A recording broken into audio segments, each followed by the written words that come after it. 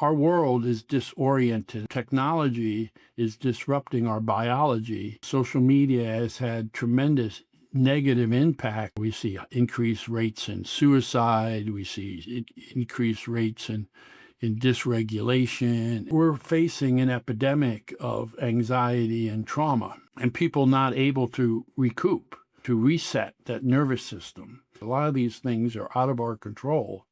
And so when they're out of our control, it becomes mental, gymnastics to really get through that. It's much harder when you don't have your hands on the steering wheel. Hey there. Welcome to the Peakality Podcast, your new favorite spot for unlocking the best version of yourself. Ready to level up your life? We've got you. We're all about blending technology with human wisdom and the drive to be better, personally and professionally. Each week, we dig into the real stuff. Strategies, tools, and mindsets that cut through the noise and help you thrive. No fluff, just practical insights from experts, thought leaders, and people who've been there, done that. And we're here to break it all down into easy steps. Whether you're kicking off a fresh start or a physician seeking to inspire your patients, we've got stories, tips, and tricks to inspire growth in each area of life. Your peak potential's calling, starting right now. Hit subscribe, join our crew, and let's move forward today. Today's guest is Dr. Bruce Wayne Meleski, founder of Body Logic and a pioneer in human performance. He's integrating physical conditioning, psychology, and behavior into one unified system. His work began in elite athletics and evolved in PhD research at the University of Texas, where he also spent over a decade consulting with top athletic programs. He's since worked as a coach of coaches, supporting the leaders across the NFL, NBA, MLB, and Division I sports. Today, his focus has expanded beyond performance into what he calls the next neuro revolution, addressing the growing gap between modern life and human biology. Through Body Logic, he's developing a system of neuroresilience that works from the body up, not just the mind down. Dr. Mel, welcome to the Peakality Podcast. I sincerely appreciate you being here and doing this for me today and for our audience at Peakality, and very excited for everyone to get to know about you and your background. So let's just start from the beginning. Tell us a little bit about you and, how you got started in human performance, and we'll just start at the very beginning. Human performance started with me being an elite athlete. I was an elite swimmer, a D1 swimmer. And I got interested in the human body as a result of that from very, very early age. And then, of course, once I got through undergraduate school, I went to pursue a PhD in human biology and sports science at the University of Texas. And I dove headfirst into the idea of cardiorespiratory physiology, muscle physiology, human biology, anthropology. I had a very broad spectrum of topics that I became expert in during my graduate work. And during that time, I became a graduate assistant to the University of Texas Athletics Department. In a way, we started the sports medicine program. The professors I was working with convinced the athletic department to start to measure and do physiological and anatomical studies of the athletes. So I was sort of the grunt in the laboratory doing all the work. They were getting all the glory. But that got me interested in working directly with athletes at the University of Texas. And that relationship extended after my graduation. And I developed a software platform in collaboration with the strength coaches at the University of Texas, where we would automate productivity. We would automate strength and conditioning. It gave me the idea of Body Logic is the action within the process of peak performance. When you say action and peak performance, what do you mean by action? When I looked at it from a data perspective, at that time, computer PCs were just coming online. And people measured things. They measured, how strong are you? So if you could lift 200 pounds in a bench press, and then 3 months later you could lift 220 pounds, that was what most people use computers for. But I thought of the idea, well, what happens if that person could have lifted 240 pounds? You just didn't train them right. So the action was what happened in between the measurements. And you still see that in part of my model, sense, measure, and monitor, which is part of my model in one of my white papers. And the measure, it's secondary to the sensing and the integration. The action in my current work is around human integration, body-mind integration, because we are dysregulated and we have what we call an evolutionary mismatch between technology, which is exponentially challenging our biology, and the slow-moving biology that's been with us for 300,000 years. So we'll get into that more maybe as we go through that, but that was the overarching idea of action. Action is what takes place in between the measurement. At the very beginning, you started to look at what enabled a person to perform better than some and how to measure that through actions of between the measurements, and how do you measure that? And you were a pioneer in that and creating sports medicine so that you could start to look at those metrics throughout a athlete's performance. What was happening at the time in the 1980s was, there was a thing called cross-training, which now, we know is everywhere. So there were a lot of added things coming online to make people perform at a higher level. Things called plyometrics and things called periodization, and particularly periodization in that you varied intensities and over time you varied how frequent people did different things and the intensity of those things, and you planned out training over years, in some cases multiple years. So if you were a swimmer or a track person going for the Olympics, you would map out. If you had the talent like Michael Phelps, he was identified at the age of 11 or 12. He was in the Olympics at 15.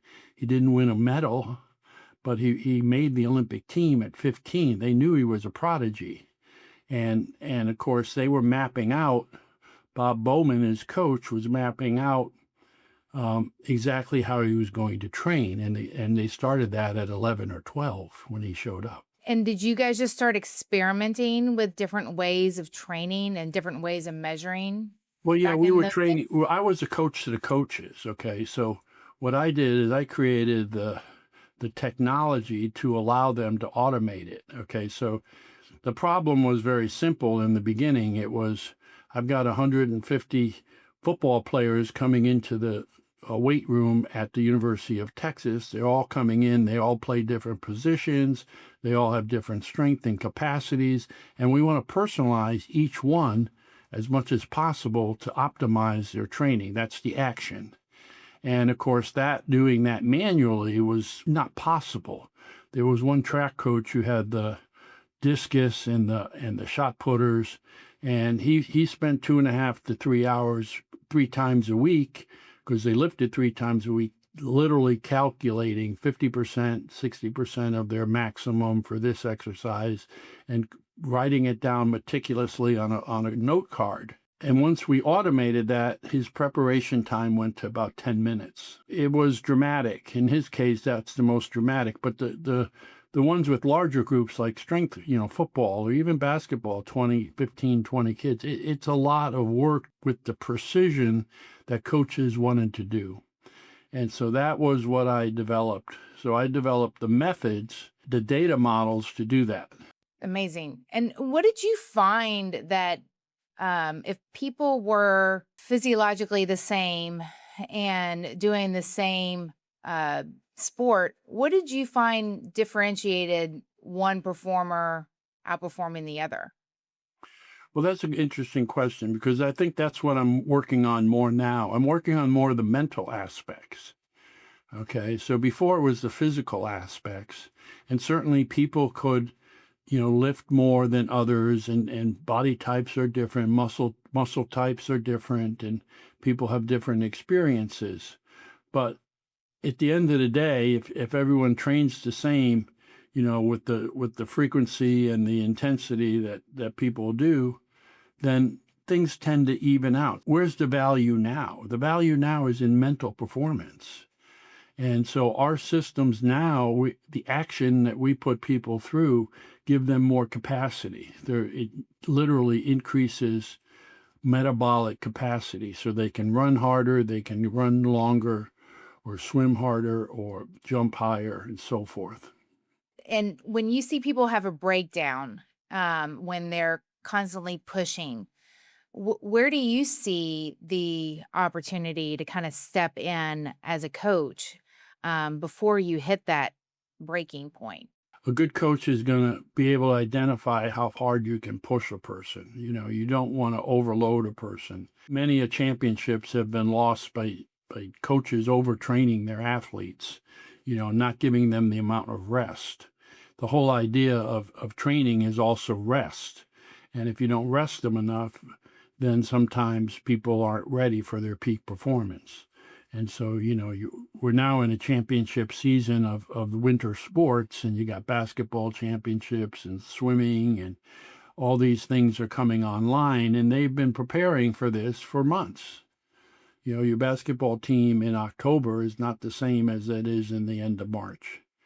And so, and that's all about preparation. And part of that is the physical aspect of not breaking them down. And then the mental aspect of getting them to be ready after a long, long year of training and games and travel and everything else.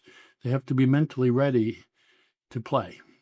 Looking at where you are now, because your entire career has been around coaching coaches, understanding what they need to do in order for their teams to be successful, and how to manage those athletes on an individual level as well as in a group. And so where has that kind of led you and involved what you're doing today with Body Logic? Now I'm on the mental side of peak performance. Okay. And if we step back from just the athletes are at the pinnacle, sort of at the point of the spear of that, leadership, where people want to get the optimal performance, and people who are working consistently 10, 12 hours a day, they need to be mentally sharp. But if you back off of that, you back that lens off, our world is disoriented. And this is where I mentioned the evolutionary mismatch, where technology is disrupting our biology and the gap between our capabilities to manage that. We see that in social media today. Social media has had tremendous negative impact on our nervous systems. We see increased rates in suicide. We see increased rates in dysregulation, and we're facing an epidemic of anxiety and trauma, and people not able to recoup, to reset that nervous system. And so when I started looking at that, it wasn't necessarily initially with the idea of athletes, although I knew there was applications because recovery and mental state are critical to high performance. It was a personal thing. I had a bout of insomnia. I was in a very difficult time in terms of business, and there were some real challenges that were out of my control. That's the real one of the characteristics. A lot of these things are out of our control. And so when they're out of our control, it becomes mental, gymnastics to really get through that. It's much harder when you don't have your hands on the steering wheel. And so I went through this bout of insomnia, and I realized that there were no really good solutions. And then I started coaching people who had insomnia, and I realized they're all anxious. And so now you're getting back into my field of the physiology. Why are they anxious? Well, their heart rate is higher. They're in a fight or flight. Now, this is neurophysiology. Now, I had studied for years cardiorespiratory and muscular physiology. And in that area of study, there's the idea that's now in the popular notion of fitness is HIIT training, high intensity interval training. Well, that was started in the 50s and 60s in track and field and swimming. And so what I came to the idea was, here you have the neurophysiology is totally dysregulated. The practices that we have are things like breath work and yoga and meditation. These are thousands of years old. They have a long, long history. They are neurophysiologically in foundation, but they're slow and they don't meet the needs of modernity, of the challenges we're facing with our phones in our hand and information of epic levels of information. Now, all of that is accelerating. You see that with the onset of artificial intelligence. So this biology technology gap is really expanding dramatically. Okay. How do we deal with that? So that was the problem set that I came to be. And I said, the North Star for that journey has been HIIT training for the brain. Instead of HIIT training for the heart in interval training, high intensity interval training, I wanted to create HIIT training for the brain to calm the nervous system. So that's how that all came about. Oh my gosh. I did not know the insomnia story. And yeah, we I can't wait to go through your program. Cause it is, you don't sleep and you have this, the movie. I always say you never know the movie that's playing in someone else's head. Right. Yeah. And so that movie that we play in our head and whatever is telling us of all the things that we need to do or what's bothering us, the anxiety level. And I think it's really amazing that you went from the physical side to the mental side and how that is affecting us physiologically. And it's amazing. And what did you feel as though has been your biggest aha moment once you started kind of transitioned from the physical side to looking at the mental side of a person's performance? Well, one of the things about my career is it took me a long time to realize this, but I'm a futurist. I think about things number one, fundamentally, I have a big systems view, and then I take into account a lot of different things. Part of that is my anthropological background. So when I started looking at this idea of HIIT training for the brain, it was okay. Well, one of the things I looked at was what were we didn't always act like this. I mean, I don't think humans have always been on the edge of chaos the way things are now, and the trauma and the way we live now is very different. You live in large cities, urban populations. We're bombarded with information. Families are stretched thin. They travel. They're disjointed in terms of they don't live together in small bands. You got to remember, humans grew up in bands of 30 to 40 people in a close-knit community that were nomadic, and everyone knew everyone. As soon as you start to have larger agricultural societies, immediately you didn't know everyone. That puts stress on this nervous system where, I knew everybody, I could trust everybody, and if those persons couldn't be trusted, they were thrown out of the group. Now you're in a society, even when it's a small society, that's a division of labor, and now I have to get something from, Joe on the other side of town, and I don't really know Joe. I may know someone who knows Joe, but I have to have trust. I have to have it's almost like another level of trust. And of course, that's just the beginning, and that's been going on for 10,000 years, and the complexity of our societies have gotten greater and greater and greater. And now, we don't even see people that we interact with online.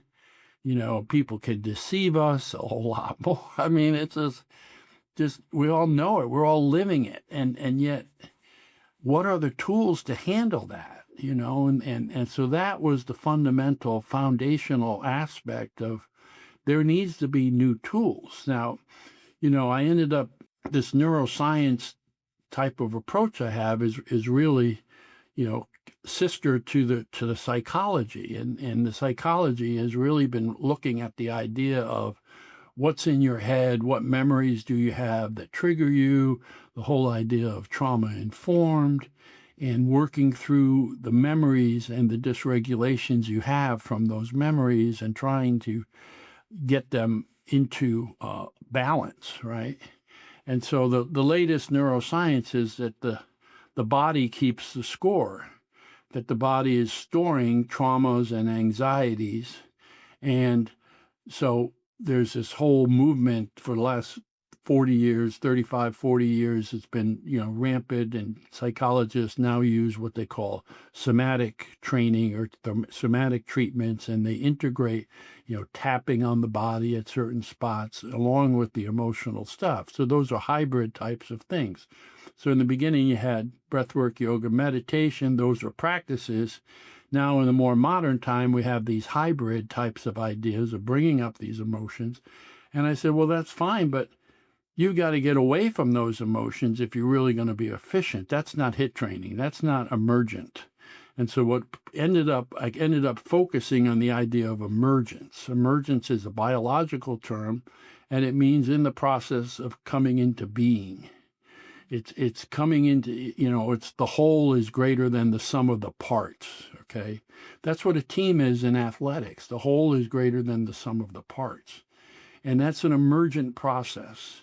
And so emergence is all around us, but here we are trying to eliminate things by pulling things from the past into the future and trying to tap it out or use EMDR with the eyes. And, there's a wide range of different techniques. They work.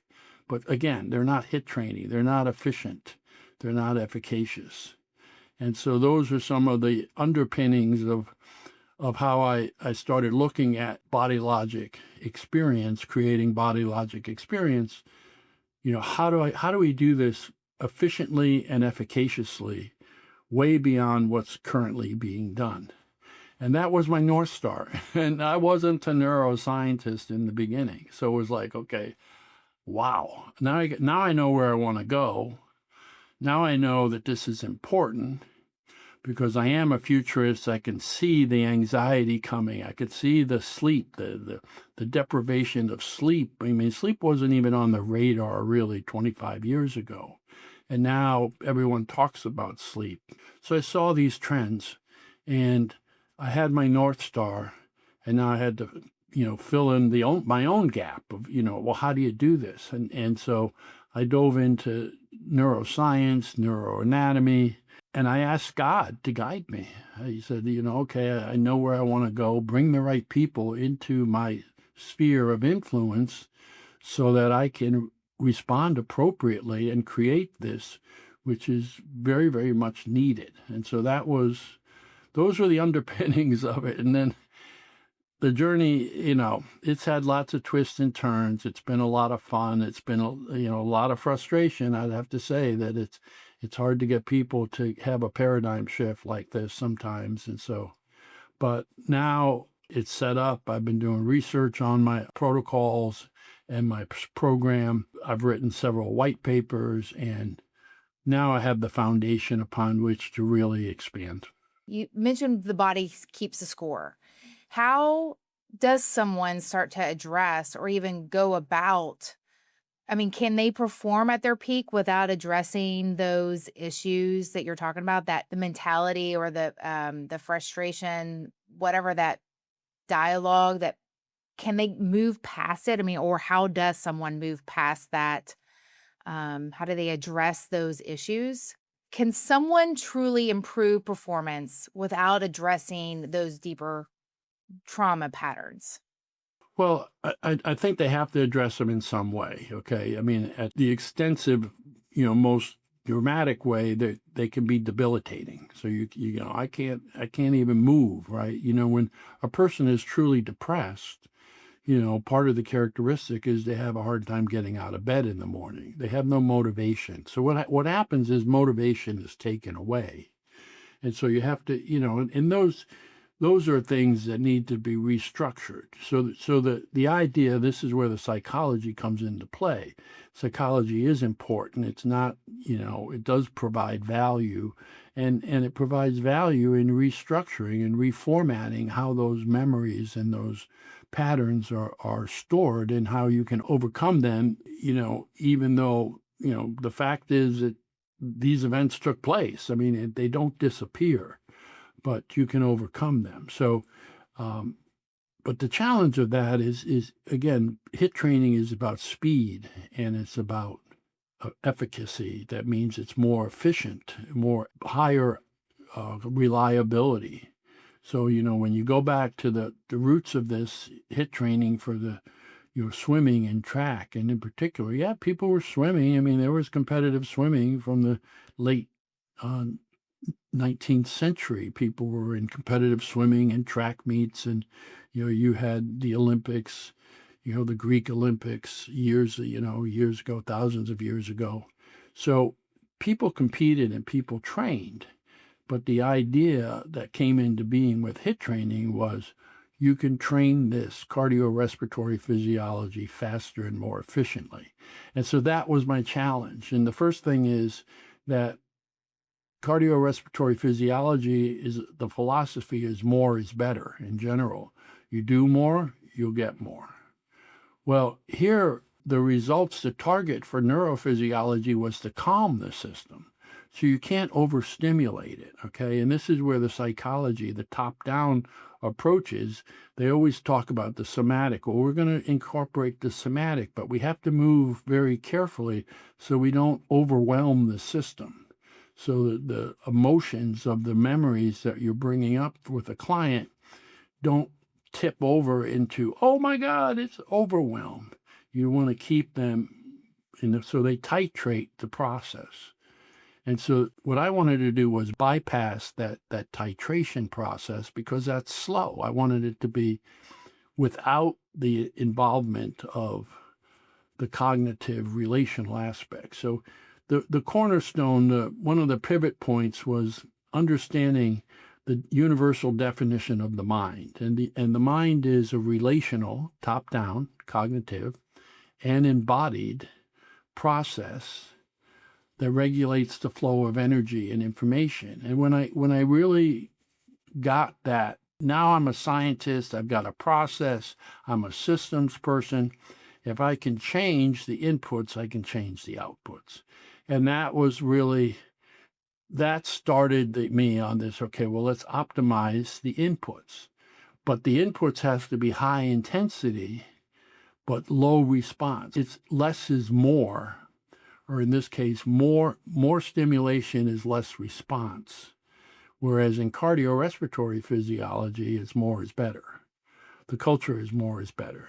And this is one of my ideas around why we're having so many problems is because people fundamentally don't understand how the brain works. It's a self-organizing organ, and you don't have to push it constantly. In fact, you don't want it to push it. You want to stimulate it to a point where it does its own work.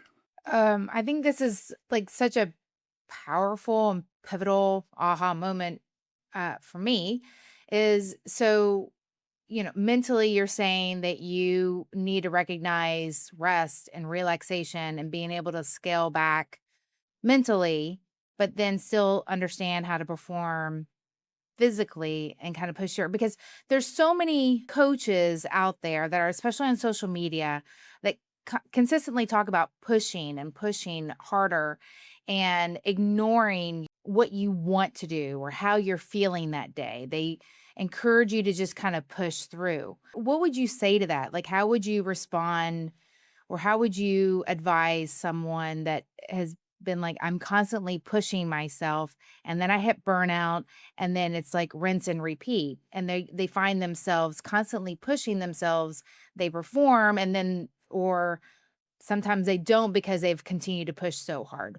Like, what would you say to people that have been taught that advice and how they approach their performance, whether they're an athlete or a C-level executive? That's the crux of the whole problem, right? Because again, the culture and the philosophy is more is better.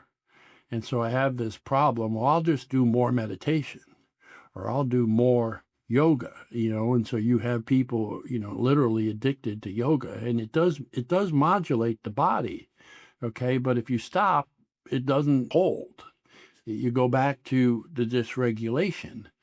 So that was part of the whole idea. So people do undertake those types of things. They listen to music, and there's binaural beats, and there's a wide range of different what I call modulating and practices that can help you, and they're an important part of this whole mix.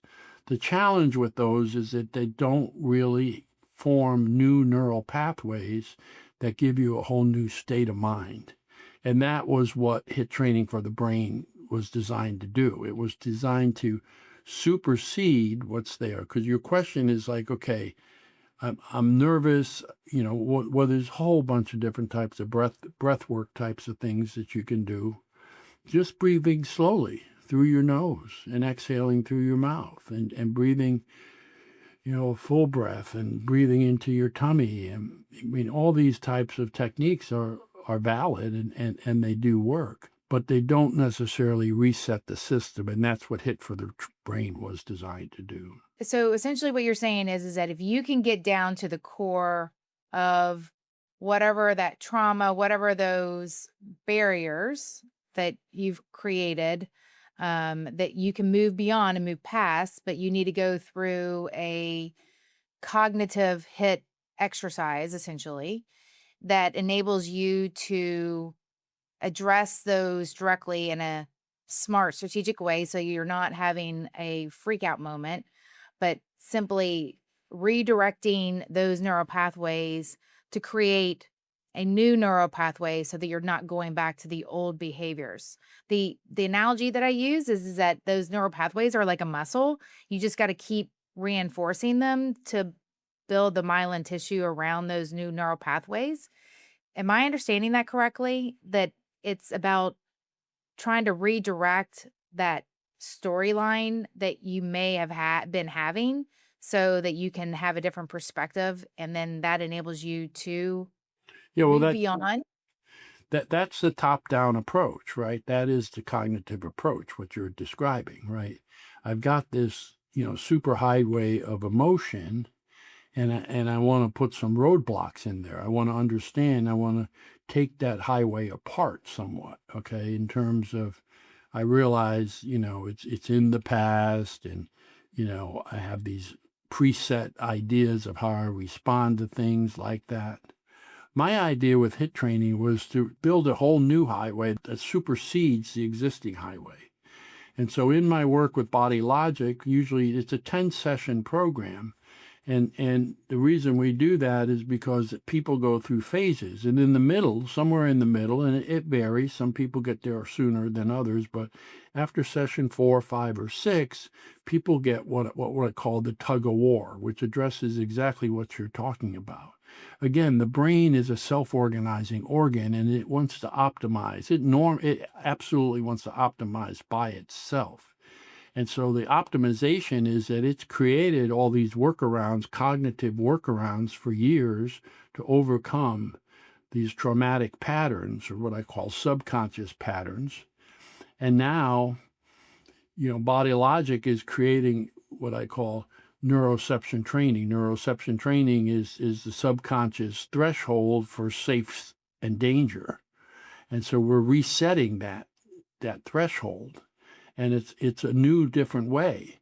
But somewhere in the middle there, the old patterns raise their head, and they start saying, well, we're in charge. We've been running the show.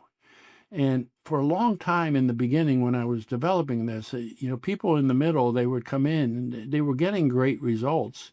And then they'd come in and they say, it's not working. What do you mean it's not working? And they tell me a story about what's not working. And this went on for, years, really, 2 or 3 years in the very, very early stages. And then it all came together one time when I had a mom with 2 children, 1, 6, and 8. And she came in the middle of the program, and she said to me, she goes, I no longer yell at my kids, but I think I lost my mind. That's what she said. And I go, whoa. I go, I don't really know how to respond to that on the fly when she said it. But after the session, what I was telling all these people is that it's no longer working. Well, let's just push through, because I realized if we push through, it did end up working again. But when she said that, And I reflected on it after the session. I go, oh, so the kids are no longer bothering her, but she's lost her mind. In other words, the old patterns are like gone or going away, and she has a recognition of it. So part of what we do is what I call vertical wellness. So you get in a higher state, an observer state, and you can, when the person gets in the tug of war, they're in an observer state, especially if they can recognize it. Well, there's the old pattern and the new pattern. And so I coach people around that, waiting for the tug of war. And it shows up in a variety of ways. But it's basically the brain adapts slowly. And that makes sense because you don't want to be hither and yither and yon real quickly with the brain, because the brain is the backbone and the computer of our lives. It's what keeps us alive. And so this tug of war concept is one that's, once you're aware of it, it's a great indicator that things are working. It's a perfect story, because when you are reprogramming your brain and you don't have those moments in which you're in fight or flight, then it becomes like it's something wrong, because then it's unfamiliar territory. It's unfamiliar. Like, am I doing something wrong, or have I just given up? And you don't have those triggers anymore. So I think that is a perfect way of putting it, because you're in a different field. You're in a different way of being, and it Correct. feels unfamiliar, and you can at least recognize it. So that's an interesting story. At first, I thought you were going to say that she lost her mind because she just has a 6 and 8-year-old and she's running around. Well, that was her old mind too. And Yeah, right? now she was getting organized, right? That's the thing. Yes. The chaos was part of her mind. Yes. That's the irony. You got to The dissect irony of that, it all right? is that it's all As a chaos, mother, right? you know what I'm talking about, right? Yes. You have twin daughters, and you know exactly what I'm saying. And all mothers, I mean, kids are going to, they want to see what they can get out of mom when they're Yeah. in their early, 6, 7, 8. Let's Even see at what 16, they still, but yeah. we all know that moms have to respond to that, and then all of a sudden, voila, like it's changing. Whoa, what's going on? You can do that cognitively. It doesn't, it works, but and the tug of war is something that happens in the cognitive, psychological world as well. It's moving so slow. It's not, body logic is go, whoom, we're putting energy. Body logic is really about energy, okay? Isn't that ironic, once again, that it's about the mind, but when it comes down to it, it's about the energy and how you direct the mind and how you direct that energy. I think that in getting to know you, I think that's been one of my biggest aha moments in understanding this process, is recognizing how you feel physically Yeah. and what your mindset is when you have those feelings, and what is actually happening, and then asking yourself, okay, getting curious. And I think having that recognition of being the observer, and recognizing patterns in yourself, others, and recognizing you don't have to necessarily respond to all that chaos, like Right. exactly to your point. And I think that that's been the biggest aha moment with me in meeting you, and is recognizing that our brain is the computer, and how it's affecting our physiological response in certain moments, and paying attention to that. I think that is definitely one of the most powerful lessons that I've learned from you, and Yeah. recognizing how I show up and how I perform. It's been really amazing, and just getting to know you and understanding how you look at, especially based on your background. So tell me, you work with a lot of athletes, a lot of Olympic athletes, NFL teams, football teams, college athletes. What do you feel as though that enables them to really kind of move beyond? Like, what is that? You said it usually takes about 10 sessions for, and sometimes less, sometimes more, depending upon the person. What do you feel as though ends up being the key indicator that someone's been able to move beyond or kind of graduated from those sessions? Like, what is that metric that Well, you really look for? the number one indicator that people are moving fast is the thing that I call lucid visions. Okay. So the body logic experience calms the nervous system. In particular, most of your listeners may have heard of the word amygdala. It's the fight or flight part of the brain. Okay. It's the piece of the brain that determines whether a situation is safe, dangerous, or life-threatening, and do we need to run or fight or freeze, or this whole idea of there's a central part where all this decision comes into play. It gets information from the mind, from the body, and the amygdala makes this decision whether it's time to get out of dodge or fight or whatever that decision is. And that's all about energy, right? At fundamentally, when the fight or flight, we all know that word, fight or flight. And what is that?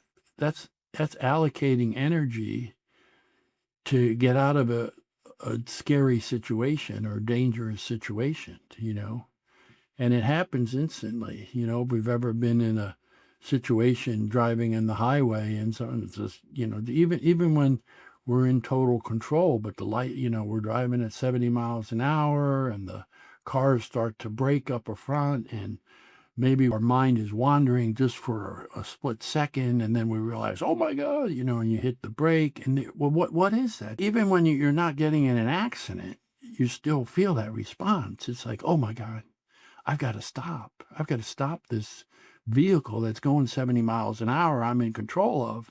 I got to stop it.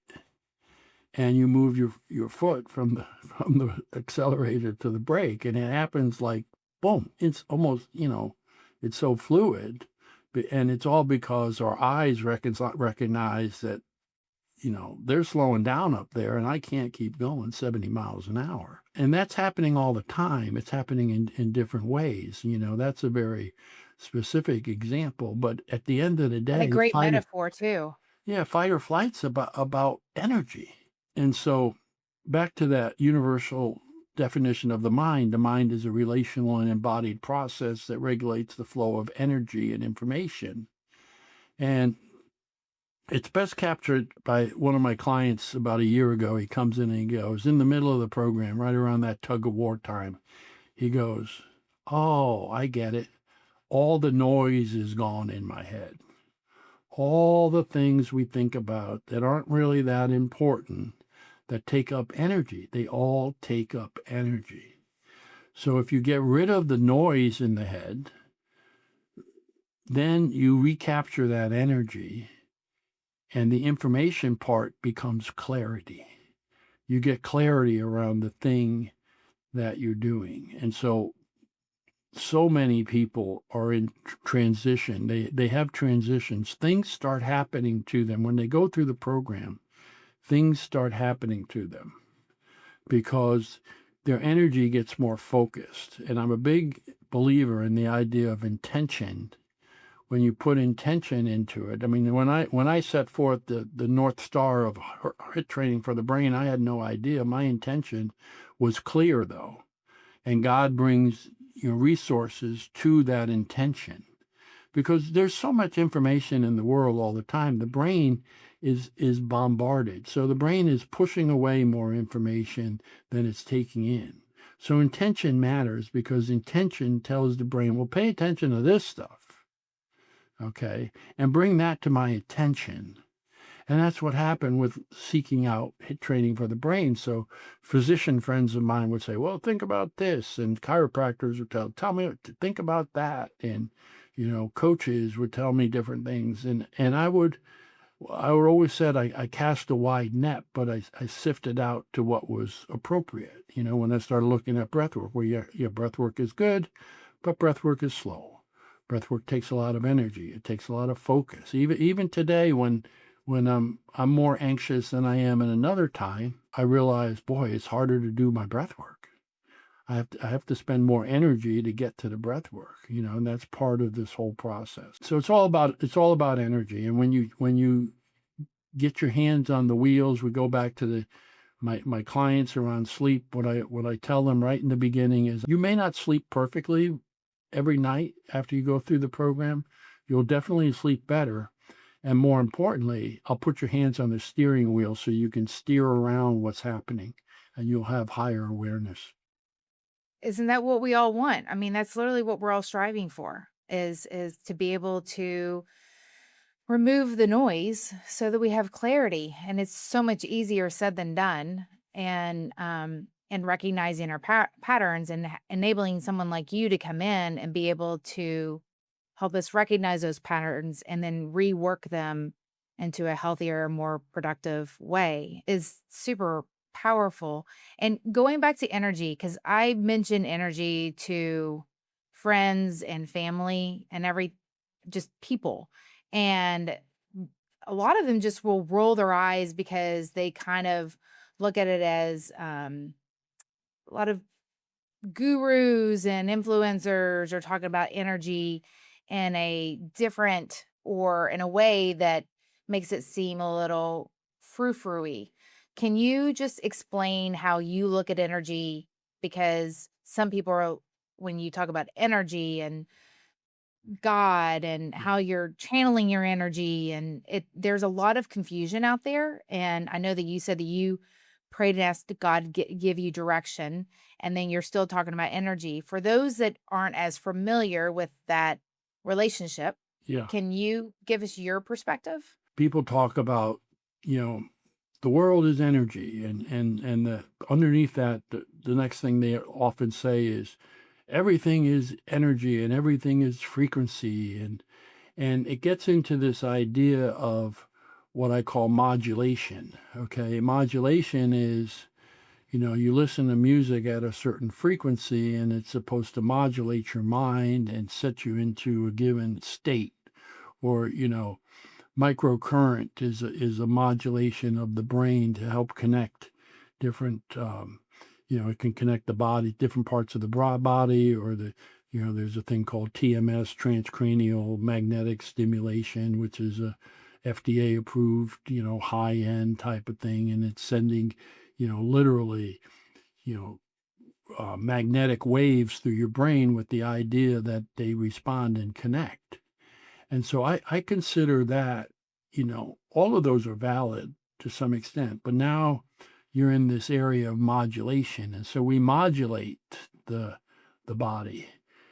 We stimulate it in a way that, we give it a given frequency. The idea, a lot of this is not based in science, but this is really where you were sort of on the woo-woo side. Well, there's people will say all these things about frequencies, and they go back thousands of years, solfeggio frequencies, and this is what they said about it, but it's never really been codified in science at an extensive level, but it's still being used. Okay, so what I'm trying to do, I'm trying to stimulate the body so that the mind, which is a self-organizing organ, what I've said before, will optimize itself, and we call that emergence. Okay, and this is really the key. The key is emergent integration. So when I talk about emergent integration, people go through my 10 sessions, they will keep emerging for years. They will have new neural pathways that last for decades. There's one. Is there an age in which it's easier to do this than is it easier for it to go through this process at a younger age than at an older Well, age? yeah, I mean, because you have less baggage. Yeah, that's true. Basically, you have less Yeah. baggage. So, and the mind is more pliable. The youngest person I've worked with, and this was very reluctantly, I did not want to work with a 7-year-old, but the circumstances of this situation, I agreed to work with this 7-year-old, and it turned out to be one of the greatest experiences of this whole journey. And he was dysregulated, and it was documented in school. They have this thing called eloping, where they let these kids who are, I guess you would classify them in different levels of emotional disturbance. And they don't, if they're having an emotional disturbance, they don't say, sit in your chair, Johnny. They let them wander, and they call it eloping. So they let them walk out of the classroom and they walk around the halls, and then they come back. And so the week before we started the program with this little Johnny of mine, 7 years old, he was eloping for 60 minutes. And the next week, 40 minutes. The next week, 20 minutes. And then 5 minutes. And now he doesn't elope at all. And he has new neural pathways. I saw him. He's now 8.5. I saw him recently. And his mother is a very good friend of mine. It changed the whole family. And another family that I worked with had a 17-year-old. I mean, it turns out he had a lot of surgeries and medical issues when he was young, and he was poked and prodded, and he was just a sensitive kid, and he responded. It was like he was diagnosed with ADHD, he was on Ritalin, he was on all these protocols. He got off all of those. He came to me, and it turned out that his mother went through the program at the same time. And his mother and he went through the program, and after 5 sessions, midway through the program, they had a weekend at home. And the weekend was totally copacetic, no arguments. The father wasn't there yet. He came in later, and then there was an older daughter, and they all went through the program. And so you could see the difference. The parents, their marriage was much more foundational. The son is thriving. The daughter is thriving. Everyone's thriving. And the 7-year-old Johnny is also thriving. And it's all because the mind wants to be good. It wants to be efficient. And if you give it the window of opportunity, so I think body logic experience gives this mind, oh, here's this path. Focus on this path, and it will naturally focus on it. So that people finish the program, and they're still emerging weeks and weeks. And that's the difference between, back to the original part of this question, was frequency, or what you said was energy, which I translated into what the woo-woo people talk about. Frequency, everything's got a frequency. That's true. So if you put this frequency next to this frequency, they're gonna modulate towards each other, and that's true, fine, but that's not emergence. Yeah. That's Totally modulating. get it. It's just really powerful.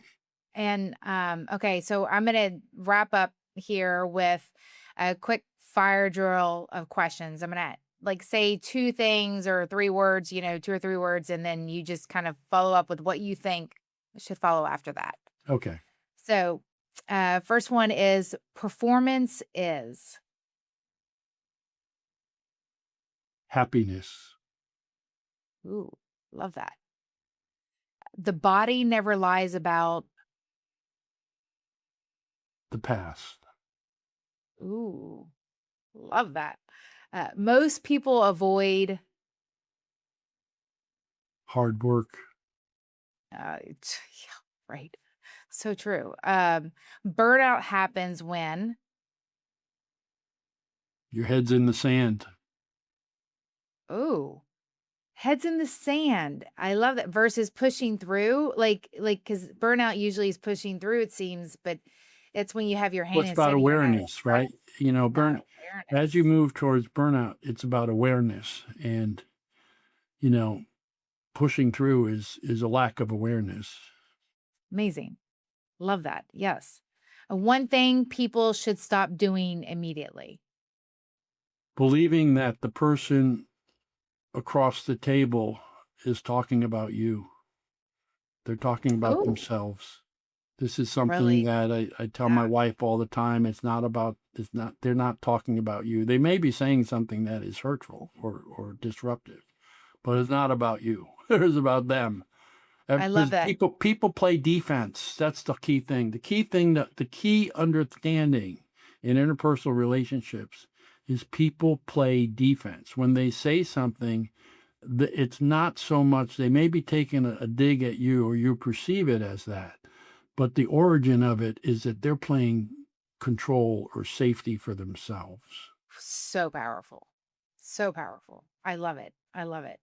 So if someone wants to improve their performance, what's the first move that they should make? Like, how can they learn more about working with you? Well, you can reach out to me, Body Logic Experience or bodylogicexp.com.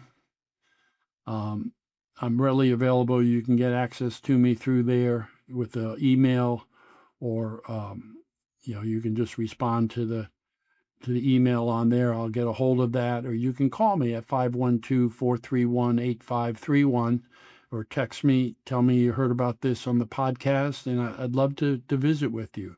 We do retreats from time to time, and we work with people one-on-one at this point, and we're also developing other brain health programs that we're moving from a development phase into more of a commercialization phase. So we're still looking for people to help us understand the myriad of the potential of human performance.